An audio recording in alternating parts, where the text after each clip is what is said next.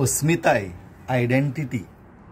अस्मिताय तुजी, म्हजी, अस्मिताय गोंयकारांची. ती राखपाची, ती सांबाळपाची काय वगडावपाची.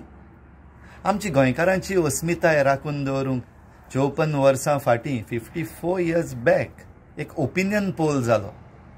जैत जालें गोंयकारांची आनी आमची अस्मिताय सांबाळून दवरली.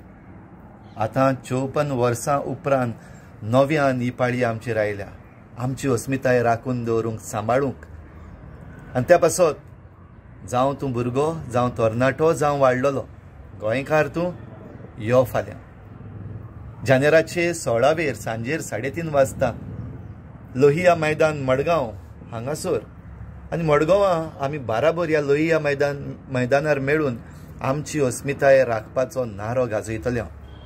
सांबाळया, राखया आमची अस्मिताय, आमची आयडेंटिटी सांबाळून दवरुया. आनीक एक पावटी करुया हो ओपिनियन पोल की आमी गोंयकार आमची अस्मिताय ओगडावंक कोणाक दिवपाचें ना. आमी आमची अस्मिताय सांबाळटले. तर मेळया फाल्यां 16 जानेराचे सांजेर 3:30 वाजता मडगांवां लोहिया मैदानार.